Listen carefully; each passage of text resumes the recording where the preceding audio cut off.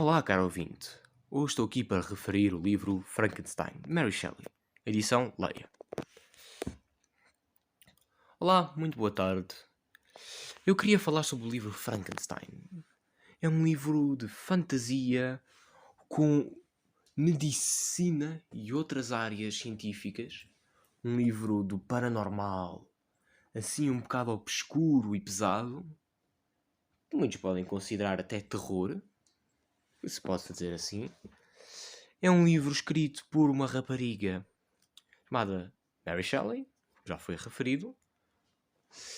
Uma rapariga de 18 anos em pleno século XIX. Um livro, como já se sabe, de fantasia e terror no século XIX não iria ser a coisa mais comum. Então, podem imaginar uma obra que realmente ficou para marcar na história. De certa forma, e tão incomum como era, e original.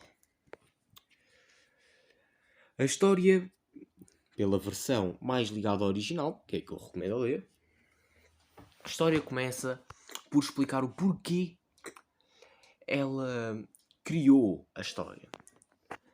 Ela criou-a quando foi para Dundee, uma região da Escócia. Tinha lá um vizinho, um conde, que lhe propôs o desafio de criar uma história de terror. Entre eles, o conde, que já era um escritor com algumas obras, queria testar a sua forma de fazer livros de fantasia e terror. Então, quando propôs o desafio, foi mais que um teste para os dois. Mas Mary Shelley não conseguia de forma nenhuma chegar a um livro, a um ponto, a algo que o conseguisse cativar.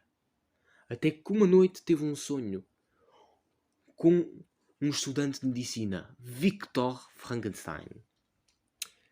Esse estudante de medicina estava a estudar algo que se pode dizer em termos éticos, algo que não seria recomendado. Ele estava a tentar criar vida.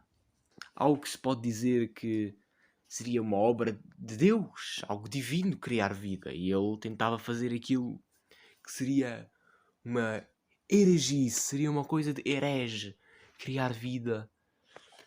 E em tais tempos essa história poderia realmente ter sido uma história que cativava e criava um terror.